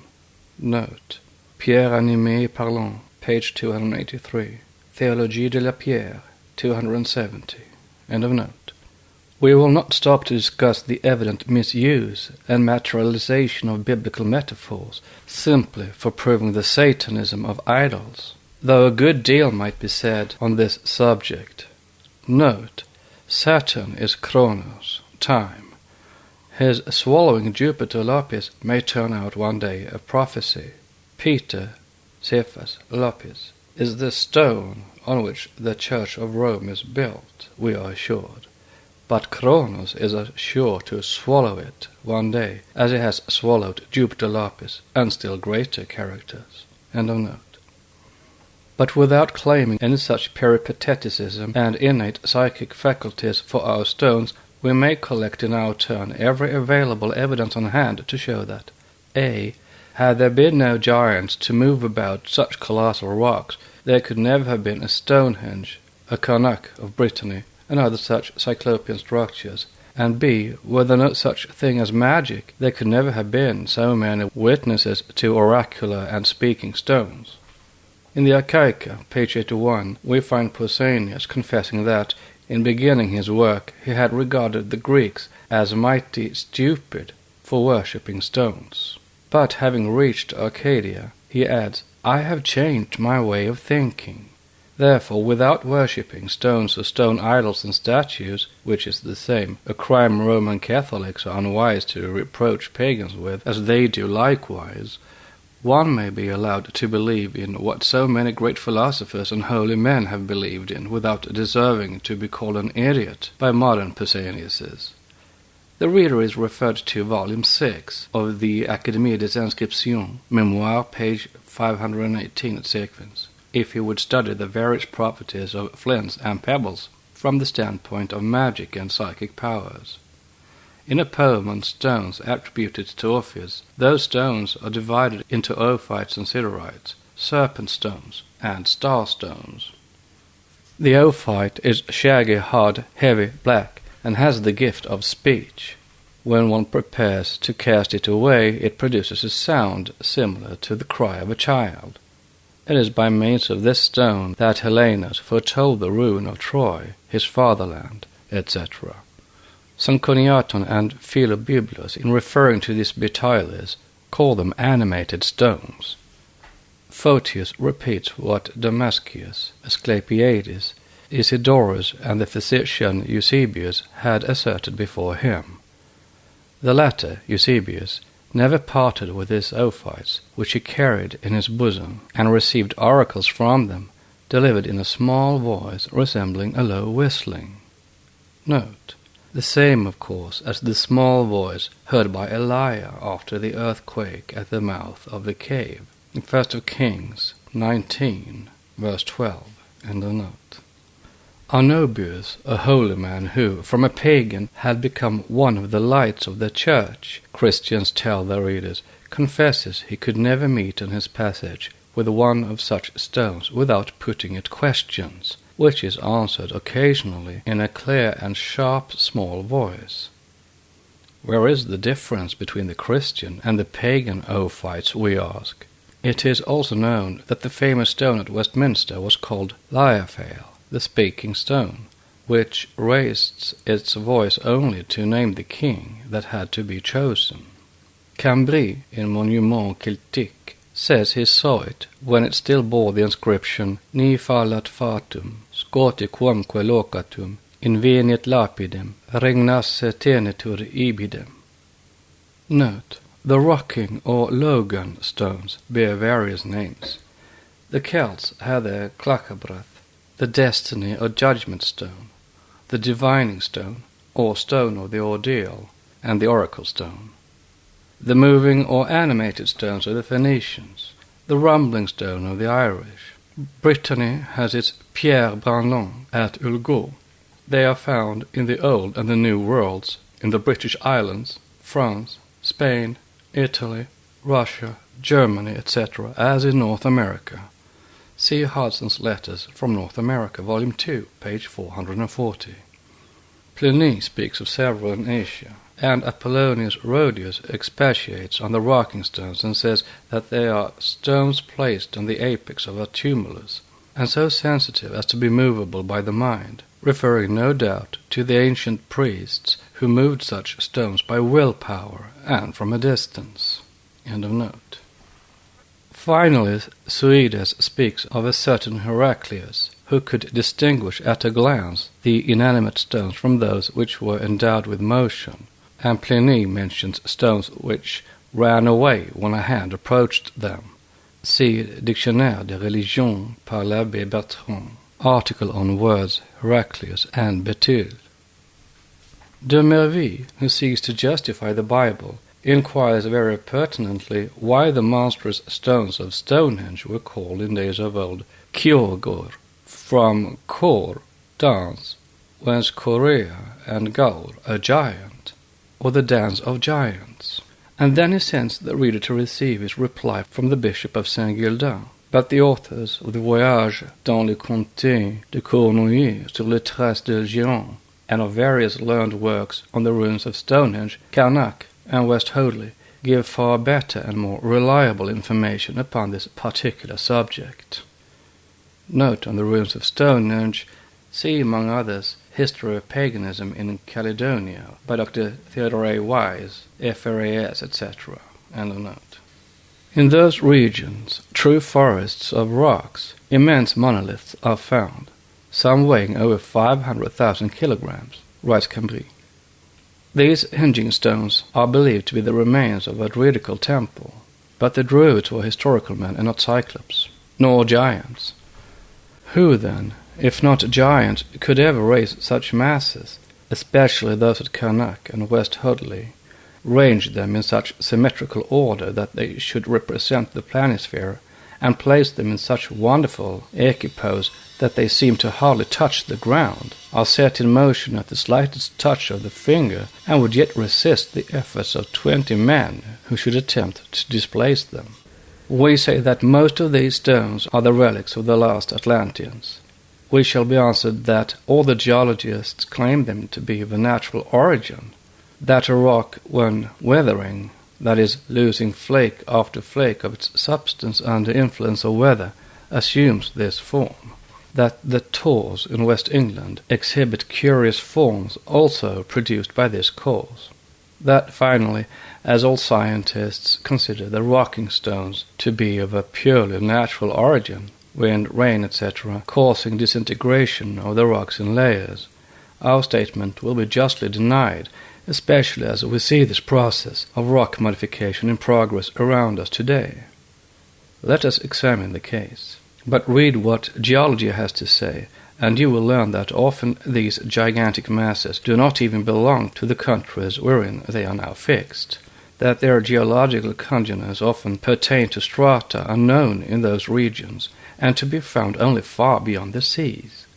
Mr. William Tooke, French translation, Sépulture Tartaise, Architecture, 7, page 2227, speculating upon the enormous blocks of granite which are strewn over southern Russia and Siberia, tells the reader that where they now rest there are neither rocks nor mountains, and that they must have been brought over from immense distances and with prodigious efforts.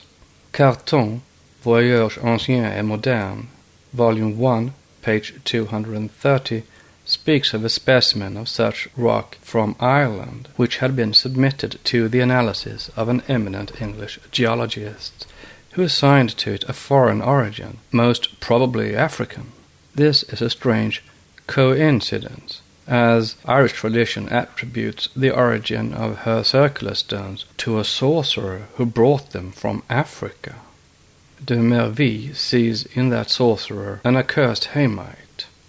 We see in him a dark Atlantean, or perhaps even some earlier Lemurian, who had survived till the birth of the British Islands.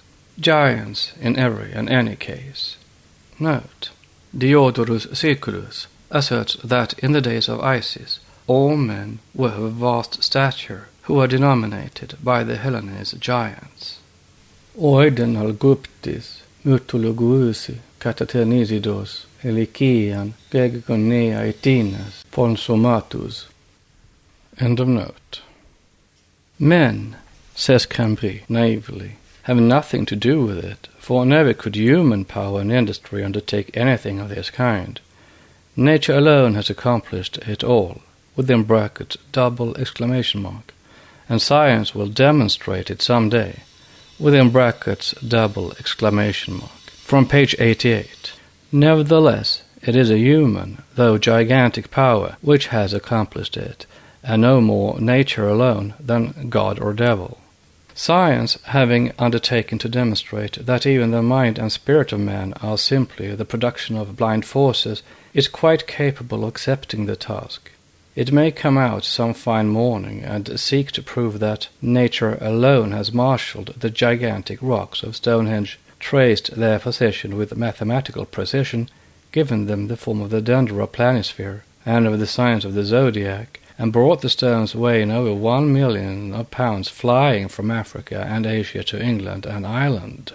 It is true that Cambry recanted later on. I had believed for a long time, he says, that nature alone could produce those wonders, but I recant. Chance is unable to create such marvelous combinations. And those who placed the said rocks in equipoise are the same who have raised the moving masses of the Pont of Elgeau, near Concarneau. Dr. John Watson, quoted by the same author, Antiquité Celtique, page 99, says, when speaking of the moving rocks, the rocking stones situated on the slope of Golcar, the Enchanter, the astonishing movement of those masses poised in equilibrium made the Celts compare them to gods. In Stonehenge, by Flander Petrie, it is said that Stonehenge is built of the stone of the district, red sandstone or sarsenstone, locally called grey wheathers. But some of the stones, especially those which are said to have been devoted to astronomical purposes, have been brought from a distance, probably the north of Ireland. Unquote. To close the reflections of a man of science in an article upon the subject published in 1850, in the Revue Archéologique, page 473, are worthy of being quoted. Says the paper concerning the rocking stones, quote, every stone is a block whose weight would try the most powerful machines. There are, in a word, scattered throughout the globe masses before which the word materials seem to remain inexplicable, at the sight of which imagination is confounded, and that had to be endowed with a name as colossal as the things themselves. Besides which, these immense rocking stones, called sometimes rooters, placed upright on one side of their sides as on a point, their equipoise being so perfect that the slightest touch is sufficient to set them in motion, betray a most positive knowledge of statics, reciprocal counter-motion, surfaces, plane, convex and concave in turn. All this allies them to cyclopean monuments, of which it can be said with good reason, repeating after de la Vega, that demons seem to have worked on them rather than men. Note: it is difficult, writes Crozet, not to suspect in the structures of Tyrants and Messene planetary forces supposed to be moved by celestial powers, analogous to the famous dactyls. Unquote from Pelage et Cyclops. To this day science is ignorant on the subject of the Cyclops. They are supposed to have built all the so-called Cyclopean works, whose erection necessitated several regiments of giants, and they were only 77 in all, about 100 Kreutzer things. They are called builders, and occultism calls them initiators, who, initiating some appellations, thus laid the foundation stone of true masonry. Herodotus associates the Cyclops Perseus Palemonius, the Cyclops to whom a sanctuary was raised, was the Tyrian Hercules.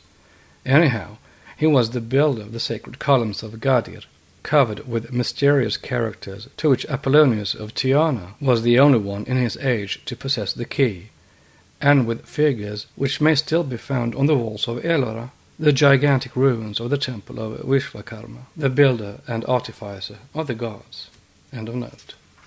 For once we agree with our friends and foes, the Roman Catholics, and ask whether such prodigies of statics and equilibrium, applied to masses weighing millions of pounds, can be the work of Paleolithic savages, of cavemen, taller than the average man in our century, yet ordinary mortals as we are. It is no use for our purpose to refer to the various traditions attached to the rocking stones.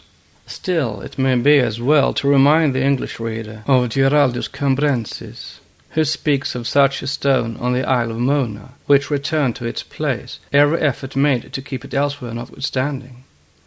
At the time of the conquest of Ireland by Henry II, a Count Hugo Quisentis, desiring to convince himself of the reality of the fact, tied the Mona stone to a far bigger one and had them thrown it into the sea. On the following morning it was found in its accustomed place. The learned William of Salisbury warrants the fact by testifying to its presence in the wall of a church where he had seen it in 1554. And this reminds one of what Pliny said of the stone left by the Argonauts at Cyzicum, which the Scythians had placed in the Prytanea, whence it ran away several times, which forced them to lead it. Natural History 36, page 592.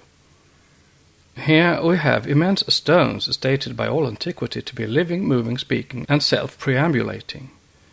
They were also capable, it seems, of making people run away, since they have been called rooters, to put to flight, to root. And de Mousseau shows them all to be the prophetic stones, and called mad stones. See his Dieu et le Dieu, page 587. Quote, "The rocking stone is accepted in science. Why did it rock? Why was it made to do so? One must be blind not to see that this motion was one more means of divination, and that they were called for this very reason the stones of truth." Unquote from de Merville, Fetichisme. Note, Messieurs Richardson and Bath are said to have been amazed at finding in the desert of Sahara the same trilithic and raised stones they had seen in Asia, Circassia, Etruria, and in all the north of Europe.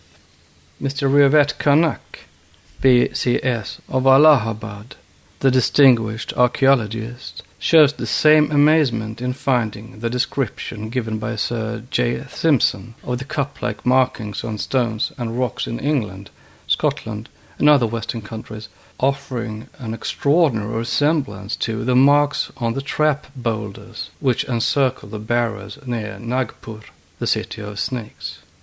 The eminent scholar saw in this another and very extraordinary addition to the mass of evidence, that a branch of the nomadic tribes who swept at an early date over Europe penetrated into India also.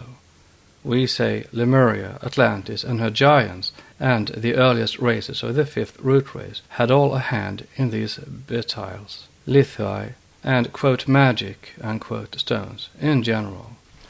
The cup marks noticed by Sir J. Simpson, and the holes scooped out on the face of rocks and monuments found by Mr. Rivet-Kanak, of different sizes, varying from 6 inches to 1.5 inches in diameter, and in depth from 1 to 1.5 inches, generally arranged in perpendicular lines presenting many permutations in the number and size and arrangement of the cups, are simply written records of the oldest races. Whosoever examines with attention the drawings made of such marks in the archaeological notes on ancient sculpturing on rocks in Kumaon, India, etc., will find in it the most primitive style of marking or recording, something of the sort having been adopted by the American inventors of the Morse code of telegraphic writing, which reminds us of the Agam writing, a combination of long and short strokes, as Mr. Rivet Kanak describes it, cut on sandstone. Sweden, Norway, and Scandinavia are full of such written records in the runic characters, having followed the cup marks and long and short strokes. In Johannes Magnus, in folio, one sees the representation of a demigod, the giant Starkad, the pupil of Kroshharskrani, the magician, who holds under each arm a huge stone covered with runic characters, and Starkad, according to Scandinavian legend, went to Ireland and performed marvelous deeds in the north and south, east and west. See Asgard and the gods. End of note. This is history, the past of prehistoric times, warranting the same in later ages. The Dracontia, sacred to the moon and the serpent, were the more ancient rocks of destiny of older nations whose motion or rocking was a code perfectly clear to the initiated priests, who alone had the key to this ancient reading. Vormius and Olaus Magnus show that it was according to the orders of the oracle, whose voice spoke through the immense rocks raised by the colossal powers of ancient giants, that the kings of Scandinavia were elected. In India and Persia, says Pliny, it is she, the Persian Oitsue, whom the Magi had to consult for the election of their sovereigns. Natural History 87, chapter 54. And he describes in chapter 38 a rock overshadowing Harpasa in Asia, and placed in such a manner that a single finger can move it, while the weight of the whole body makes it resist. Why then should not the rocking stones of Ireland, or those of Brinham in Yorkshire, have served for the same mode of divination or oracle communications? The hugest of them are evidently the relics of the Atlanteans. The smaller ones, such as Burnham rocks, with some revolving stones on their summit, are copies from the more ancient lithoi. Had not the bishops of the Middle Ages destroyed all the plans of the Dracontia they could lay their hands on, science would know more of these. Note. Charton, the author of Voyageurs anciens et modernes, quoted by de Merville. End of note. As it is, we know that they were universally used during long prehistoric ages, and all for the same purposes of prophecy and magic. E. Biot, a member of the Institute of France, published in his Antiquité de France, Volume 9, an article showing the Katamperamba, the field of death, or ancient burial ground in Malabar, to be identical with the old tombs at Karnak, a prominent and central tomb. Bones are found in them, the tombs, he says, and Mr. Hillwell tells us that some of these are enormous, the natives of Malabar calling the tombs the dwellings of Rakshasas, giants. Several stone circles considered the work of the Panch Pandava, 5 Pandus, as all such monuments are in India, so numerous in that country, when opened by the direction of Raja Vasariti, were found to contain human bones of a very large size. T. A. Wise in History of Paganism in Caledonia, page 36. Again, de Merville is right in his generalization, if not in his conclusions. As the long-cherished theory that the Dracontia are mostly witnesses to great natural geological commotions, Charlton, and are the work of nature, Cambry, is now exposed, his remarks are very just.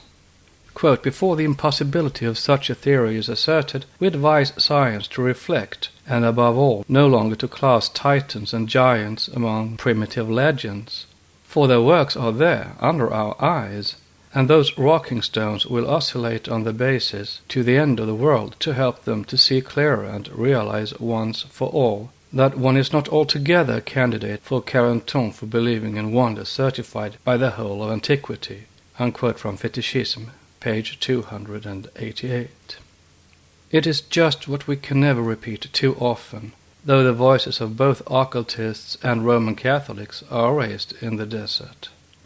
Nevertheless, no one can fail to see that science is as inconsistent, to say the least, in its modern speculations, as was ancient and medieval theology in its interpretations of the so-called revelation.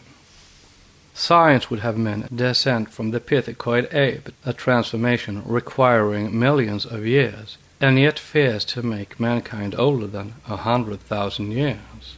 Science teaches the gradual transformation of species, natural selection, and evolution from the lowest form to the highest, from mollusk to fish, from reptile to bird and mammalian. Yet it refuses to man, who psychologically is only a higher mammal and animal, such transformation of his external form. But if the monstrous iguanodon or the wheeldon may have been the ancestor of the diminutive iguana of today, why could not the monstrous man of the secret doctrine have become the modern man, the link between animal and angel? Is there anything more unscientific in this, quote, theory, unquote, than in that of refusing to man any spiritual immortal ego, making of him an automation, and ranking him at the same time as a distinct genus in the system of nature? Occult sciences may be less scientific than the present exact sciences. They are withal more logical and consistent in their teachings. Physical forces and natural affinities of atoms may be sufficient as factors to transform a plant into an animal, but it requires more than a mere interplay between certain material aggregates and their environment to call to life a fully conscious man, even though he were no more indeed than a ramification between two poor cousins of the quadrumanous order. Occult sciences admit with Haeckel that objective life on our globe is a logical postulate of scientific natural history, but add that the rejection of a like spiritual involution from without, of invisible subjective spirit life, eternal and a principle in nature, is more illogical, if possible, than to say that the universe and all in it has been gradually built by blind forces inherent in matter, without any external help. Suppose an old occultist were to claim that the first grand organ of a cathedral had come originally into being in the following manner. First, there was a progressive and gradual elaboration in space of an organizable material, which resulted in the production of a state of matter named organic protein. Then, under the influence of incident forces, those states having been thrown into a phase of unstable equilibrium, they slowly and majestically evolved into and resulted in new combinations of carved and polished wood, of brass pins and staples, of leather and ivory, windpipes and bellows, after which, having adapted all its parts into one harmonious and symmetrical machine, the organ suddenly peddled forth Mozart's Requiem. This was followed by a sonata of Beethoven, etc. ad infinitum, its keys playing of themselves, and the wind blowing into the pipes by its own inherent force and fancy. What would science say to such a theory? Yet it is precisely in such wise that the materialistic savants tell us that the universe was formed, with its millions of beings and man, its spiritual crown. Whatever may have been the real inner thought of Mr. Herbert Spencer when writing on the subject of the gradual transformation of species, what he says in it applies to our doctrine. Quote, construed in terms of evolution, every kind of being is conceived as a product of modifications wrought by insensible gradations on a pre-existing kind of being. Unquote from Essays on Physiology, page 144. Then why in this case should not historical man be the product of a modification on a pre-existent and prehistorical kind of man, even supposing for argument's sake that there is nothing within him to last longer than or live independently of his physical structure? But this is not so, for when we are told that organic matters are produced in the laboratory by what we may literally call artificial evolution, see Appendix to Principles of Biology, page 482, we answer the distinguished English philosopher that Alchemists and great adepts have done as much, and indeed far more, before the chemist ever attempted to build out of dissociated elements complex combinations. The homunculi of Paracelsus are a fact in alchemy, and will become one in chemistry very likely, and then Mrs. Shelley's Frankenstein will have to be regarded as a prophecy. But no chemist or alchemist either will ever endow such a Frankenstein's monster with more than animal instinct, unless indeed he does that which their progenitors are credited with, namely, if he leaves his own physical body and incarnates in the empty form. But even this would be an artificial, not a natural man, for our progenitors had, in the course of eternal evolution, to become gods before they became men. The above digression, if one, is an attempt at justification before the few thinking men of the coming century who may read this.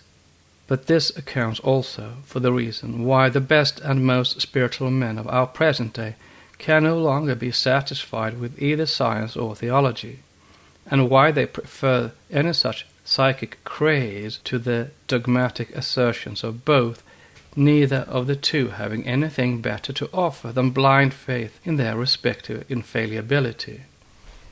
Universal tradition is indeed the far safer guide in life, and universal tradition shows primitive man living for ages together with its creators and first instructors, the Elohim, in the world's Garden of Eden, or delight.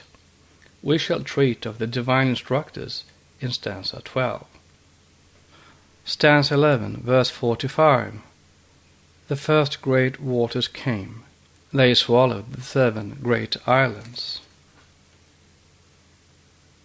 As this subject, the 4th great deluge on our globe in this round, is fully treated in the chapters that follow the last stanza, to say anything more at present would be mere repetition. The 7 great islands, Dvipas, belonged to the continent of Atlantis. The secret teachings show that the deluge overtook the 4th giant race, not on account of their depravity, or because they had become black with sin, but simply because such is the fate of every continent which, like everything else under our sun, is born, lives, becomes decrepit, and dies. This was when the 5th race was in its infancy. Verse 46. All holy saved, the unholy destroyed, with them most of the huge animals produced from the sweat of the earth. Thus the giants perished. The magicians and the sorcerers adds the fancy of our popular tradition, but all holy saved, and alone the unholy were destroyed. This was due, however, as much to the previous of the holy ones, who had not lost the use of their third eye, as to karma and natural law. Speaking of the subsequent race, our 5th humanity, the commentary says, alone the handful of those elect, whose divine instructors had gone to inhabit that sacred island, from whence the last Saviour will come, now kept mankind from becoming one half the exterminator of the other, within brackets, as mankind does now, note by HPB. It, mankind, became divided. 2/3 of it were ruled by dynasties of lower material spirits of the earth, who took possession of the easily accessible bodies. 1/3 remained faithful and joined with the nascent 5th race, the divine incarnates. When the poles moved for the 4th time, this did not affect those who were protected and who had separated from the 4th race. Like the Lemurians, alone the ungodly Atlanteans perished and were seen no more. Next chapter is stanza 12, the 5th race and its divine instructors.